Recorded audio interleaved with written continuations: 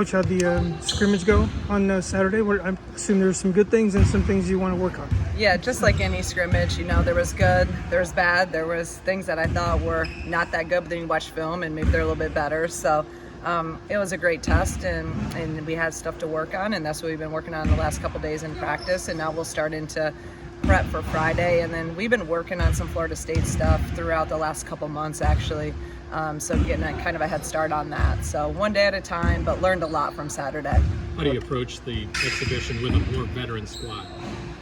We're approaching it like a normal game, just to get everyone into our normal routine of 2-day prep, normal film. Everything's just normal preparation for Lewis that it would be for Florida State. Tough news about Letty. What does that mean for you guys at that position moving forward? Yeah, it was tough. You hate to see any kid go down, and she had such a good summer. And it was, literally one of the last couple days of summer workouts, and you just feel for such a hard worker, had really made progress. We were counting on her big time for this year, but it's part of sport, and you got to next man up, and people have to step up. KB will have to play more of her original position of 5. Bryn will play some 5, and she's capable of doing that. And we got a little bit more depth at the 4 with Shay, and Barry's able to play 3 on the 4. So, the only thing you want that true size and a little bit of a college experience that she would have helped us with against some of the big bigs in our league. But we'll have to come up with some different things defensively and figure it out. Katie played the 5 the majority of her time. She did my first year, so we'll figure it out. Does it seem like this is a good time that Bryn has really kind of gotten back to form? How much does that help you guys in trying to find that replacement? Yeah, it's critical. It's absolutely huge for us. We needed her last year, and she had some really good games, and then, like I said, she just wasn't 100%. So she's playing really well right now, with a lot of confidence, and she does so many of the little things right for us, and is just so solid on both ends of the floor that she's really kind of that X factor. Her and I've always said Dell's been our X factor, but I think Bryn's going to really be that this year. I know English were obviously a factor last season, but sort of back-to-back seasons with high expectations for the program. Do you feel like maybe the team's more able to handle those expectations this year, knowing kind of what it was like last year too as well? I hope so, right? That's part of building a program, and kind of last year I don't know if we handled it that well early on. We lost some really tight games, and then really found our groove late. So hopefully now we can reflect on some of those lessons. You still got to show up, and you still got to play the game, and we're playing really good teams in non-conference and obviously in the Big Ten. So I say it all the time, there's a lot of teams in our league. You can play really well and still lose. So we have got to up our consistency level. Our defensive intensity has to be a lead all the time. And hopefully we just put a lot of the lessons that we learned that we actually put into play at the end of last year where we won those games. We got to do that right from the beginning this year. I feel like I asked you this at Rosemont, but does a bad practice get amplified when you have Florida State as the opener in a sense, and just because I feel like the last 2 years you've been able to get your feet wet before you play a Big Ten game like that? Yeah, and I told you it does. I mean, especially with a veteran team, I think I can, they know, so I can get on them a little bit more and be a little harder on them early because they understand the standards, they understand the expectations, they understand when I say, hey, we got Florida State, a top 20 team, the first game, and not someone else. Where maybe if we're younger, you may not want to do that. So yeah, it's big, and we have to be locked in practice. And there's been, for the majority, our practices have been really good, but we've had some days where, I'll remind them of that, and they've responded is the main thing. Jen had kind of a long message about her road to being put on this watch list in the tough 2 years. What's it mean for you to see her kind of work through that and step into this light now? You love to see that. You love to see that for your players. You love to see growth. I think that's the biggest thing. And I always love it because, it's not like she was this, highly ranked kid in the portal. We knew what she could do, and she came here, and she believed in us. We believed in her. She worked her butt off. She followed the plan. And in our system, she's thrived. So all credit to her, but I love seeing those type of stories. We're a program that, I don't care if you're a McDonald's All-American or if you're someone that maybe didn't play that much, and transfer in here, if you fit what we do and you believe in what we do, we're all going to work together to make you the best version of yourself. So to see a story like a Genesis, it's awesome. And I'm so happy for her. And I want her to have the absolute best senior year, super senior year that she can possibly have. What's it meant, though, to have these players mesh together, the senior class mesh together, two transfers coming in, or a transfer coming in, someone, that you transferred in from, just the transfers coming in and then the holdovers. What's kind of led to that being able to mesh together like they have? I think just that experience of that senior group have been able to really take the transfers in kind of under their wings and be like, hey, this is, in the good and the bad. Hey, this is how we do stuff. This is what expectations are. This is how we do stuff here, at Illinois. And I think that their leadership, their experience, their maturity has really been able to get them to transition smoothly and quickly. It's not like you have, new guys trying to lead, new guys. You got some old veteran players that have been in the system, understand what we want, and that's really helped those guys out. This senior class, you just spoken about them, how special they are to you. What's it kind of meant to see them grow over the last 3 years and be together? Because that's sort of a unique circumstance in any level of college basketball. It really is, and like I said, and it's probably sounds cliche, but I mean, this is why you coach. It's why you do what you do. I have unbelievable relationships with all those guys. I trust them. I believe that they trust me, and when you have that, now you can get somewhere, right? I'm going to coach them hard. I'm gonna love them up. I'm going to challenge them. I'm going to be there. But I know what they're capable of doing, and I want them. For those 5, I want them to have the best year that they can possibly have. And I tell them every day, I'm going to continue to push them and challenge them because I want to see them succeed. I want them to have, because they deserve it. They deserve it for so many reasons. And like I said, I love that group to death. And really they've put this program, that core group has put this program back on the map and made this program relevant again. What has it meant, or what maybe has each of them been able to do that they've meshed well together as seniors, and coming in, a couple holdovers from the previous coaching staff?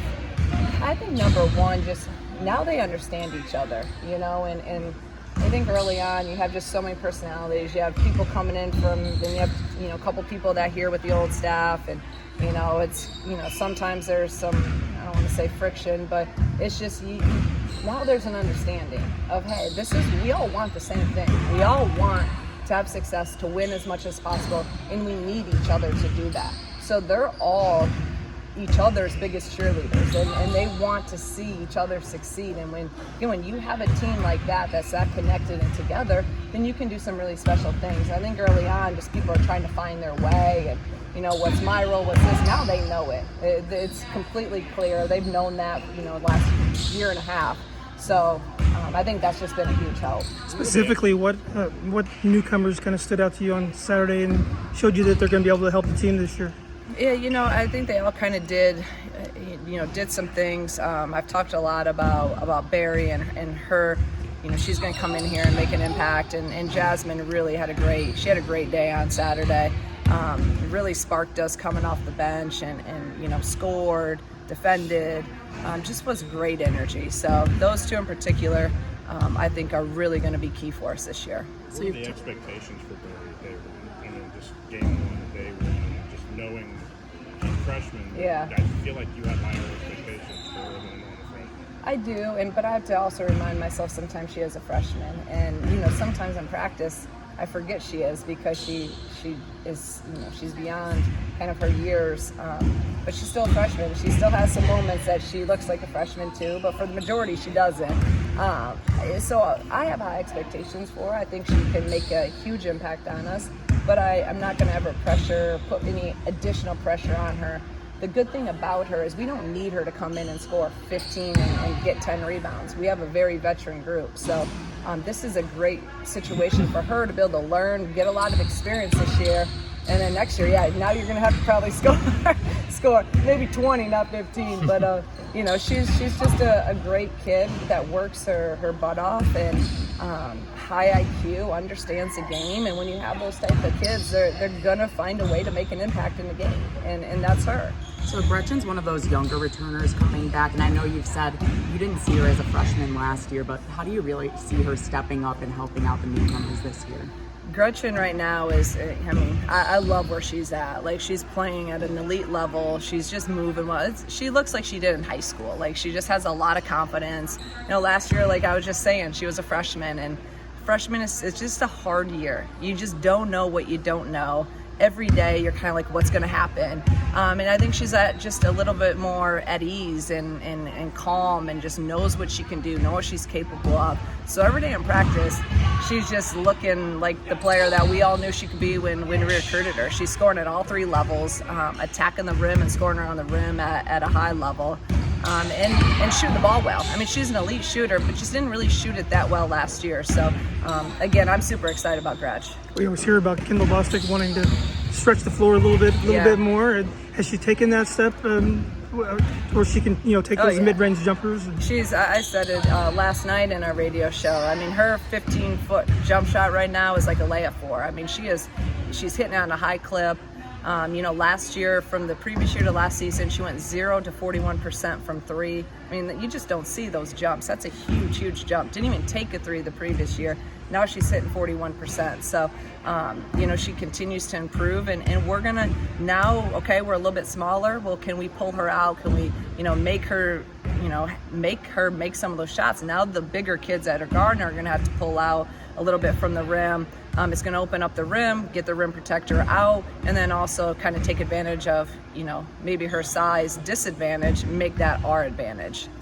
New NOAA technology, what's the difference? How much of a difference has it made for you? I think our kids are really buying into it, and it's pretty cool, and it's what a lot of the NBA teams are using. You see, we have the TVs that are giving instant feedback on every shot of depth, arc, left or right, the perfect shot, and confetti comes out on the TV. So you give them a little instant gratification, but it's just been great. And our kids, and especially in these workouts like right now where they're just getting shots in individual with their coaches, instant feedback, and then you get your percentages. We can look and see how they've shot all week in practice.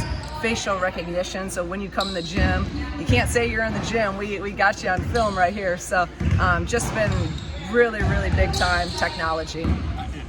Baseball ran into this a little bit when they got a lot of new bells and whistles, and they had to dial it back. Sometimes too much information. Yeah. Have you encountered that? No, because that's probably me. Just not like, I'm still old school in the part of like, okay, I can see with my eyes, but then like numbers confirm stuff. But I just like that it's pretty simple. If you're shooting it deep, if you're shooting it left or right, so then we can adjust in real time instead of like all the analytics. And then I think there is a certain time where less is more. Mm-hmm. Your scrimmage on Sunday, did you get a chance to get a good look at your next 5? We know you're starting 5, and did you maybe get a chance of that Friday and build that confidence? Yeah. I got some different lineups in there. I thought we got some different lineups in too, and when we were in Italy and Greece, got to see some different things. I think Friday will be another good time to do that. Because I'm still learning some of, okay, what's this lineup? We have more depth now at the guard spot, so I'm like not used to that. I'm not used to like being able to take Jen and Makara off the floor.